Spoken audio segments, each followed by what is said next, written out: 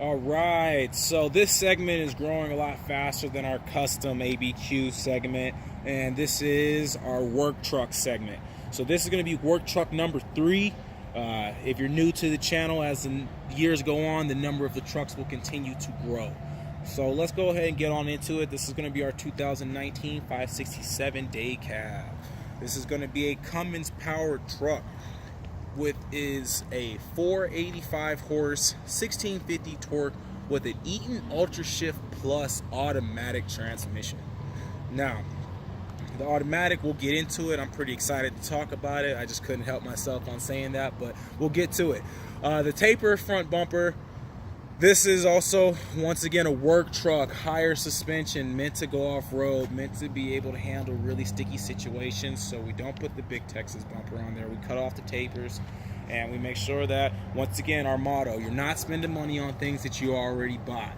Now you'll see the 1-pin toe pin on the front. We're hoping you never need to use it, but it would suck if you didn't have it when you do need to use it, if ever. You'll see that with the 567, you have a pre-air cleaner application, which is going to be those little black gills on the side of the hood.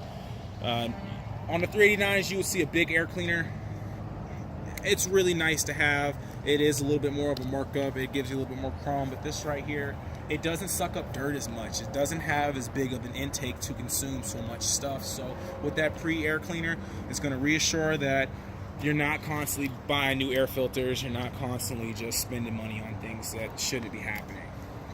Now, the truck that we're looking at right here, this is going to be a 225 wheelbase. The axle setup is going to be a 13.2 front with a 40,000 rear, all axles being Meritor. With that being said, you're going to be able to drive this truck in a tight spots. It's not that long of a wheelbase, but it's also not a short one. So with it being a longer wheelbase, on top of that, it's going to give you a pretty smooth ride. You can get away with 200 wheelbase, 190 wheelbase, but you're going to feel so much impact on that back axle. You're going to need new kidneys, or you're going to get a slip disc. Something horrible is going to happen, and that's just not what we need. When you're buying a Peterbilt, it needs to be comfort. So you'll see that we have a mid-sized def tank. Also, we have us a 80 gallon fuel tank. Now you're probably looking at this like, man, that looks a lot bigger than 80 gallons. On most of our trucks, you're going to have a 26-inch fuel tank. This is going to be a 23. Also adding to the height of the tanks. I mean, this is, what would you say, about 2 feet almost? Clearance is very important. You don't want fuel leaking everywhere because you hit a rock. That's just not what you need. Cabin suspension on the back. We have 2 loading lights, which are going to be brackets on the top, very bright, make it a little bit more easier for you to load in the dark. We know that when you're a commercial driver, you don't have a 9 to 5, you have a whenever. And at that point, you need light. Coil trailer connections. You have your stainless steel quarter fenders with tall 24 rubber on the front axles and the rear axle. We'll get into why we have the tall 24s, but at this moment we'll just skip that point. You have a 24-inch slide with a JSK 17 fifth wheel. It's a little bit smaller of a fifth wheel, but the special thing about this is a no tilt. As you can see right there, those are little flip brackets.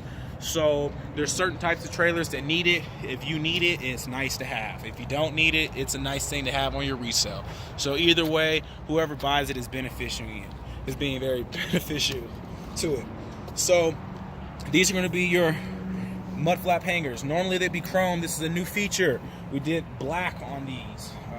The black was not going to chip, so don't worry about it on that aspect. It gives it a nice little clean look. The frame's black, so having the mud flap hangers black just kind of matches everything, and it just kind of makes it all wrap together.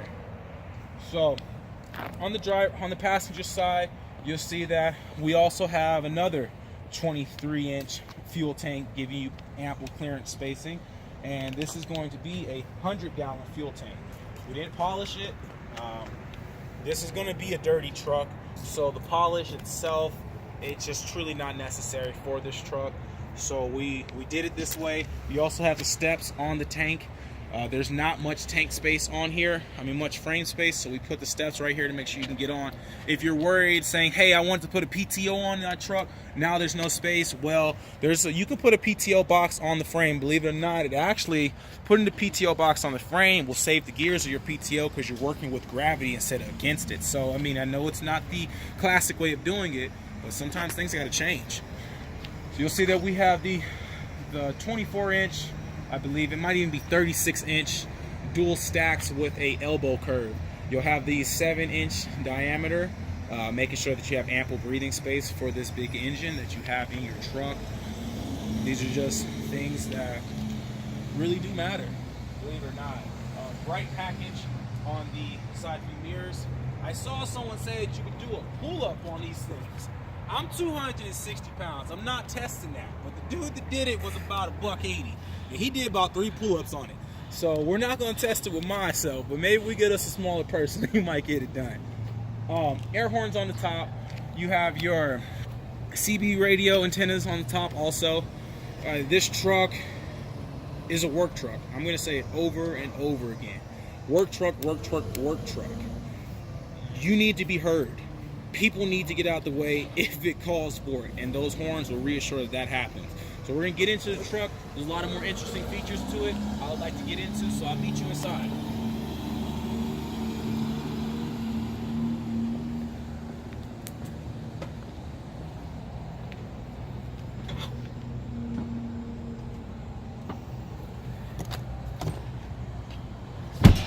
Welcome.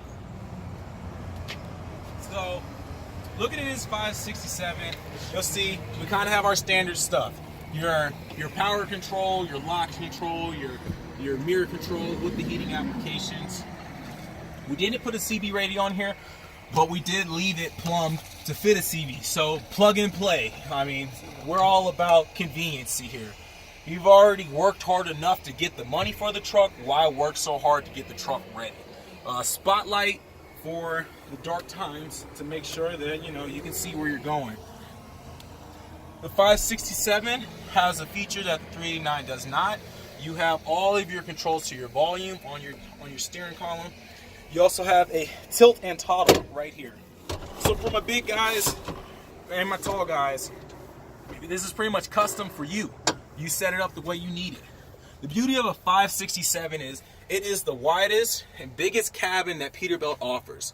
So if you have to team drive, if you have more than one person inside your day cab, you're not so compressed. You're able to fit. I'm 6'2". The guy holding the camera is 6'2". We both easily fit inside this cabin, no problems. These are going to be your Peterbilt ST seats. You can only get them in the 579 and the 567. They also have a couple features to drag the bottom of the seat out. So, taller guys, one complaint I hear about the Peterbilt seats is it's cutting off the back of my hamstrings. It's cutting me. I'm losing circulation. I'm driving too long. I got to get out and walk. This right here, wider base, longer base. You will be comfortable the whole ride in. Peterbilt, as always, is awesome. Now, you'll see this right here. This is going to be your Eaton ultrashift 13-speed. This is something that's a major factor for my company owners. At the moment, if you took your CDL test with an automatic, you are permitted to an automatic.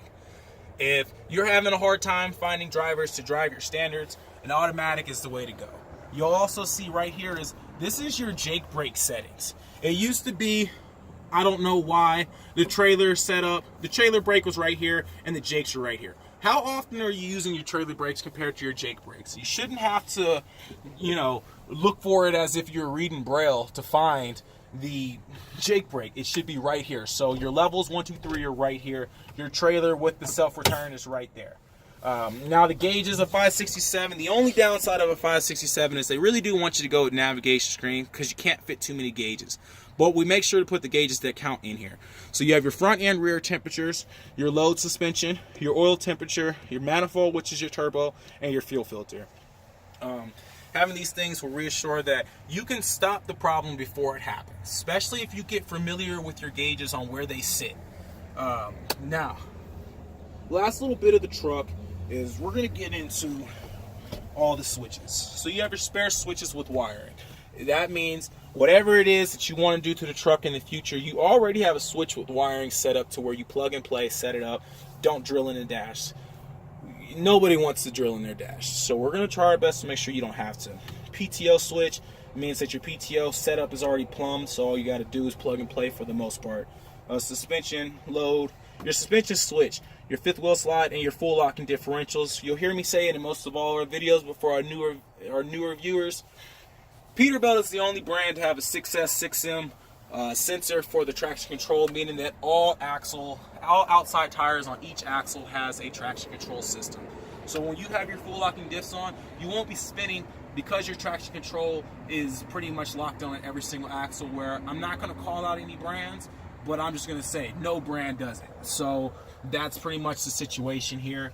We want to make sure that you know it. It is a markup. I believe in some brands it's anywhere from $2,000 to $3,000 markup. It's a standard with a Peterbilt. Last little bit, we have the big gold cup holders, and on the back, this is it's not that big of an actual feature, but it actually comes in handy quite well. This is going to be your notebook rear wall. You want to keep the truck organized, you want to keep it tight and needy, but with it being a smaller space, it almost requires for you to be OCD to make it work. So putting this here just reassures that your truck's going to be a little more organized. If you ever get pulled over, you have all your information right here. It's a lot easier. Now, I'll meet you guys outside. We'll talk a little bit more about the truck, but I'm really hoping you guys are impressed with it. This thing right here is meant to work, and I'll meet you outside.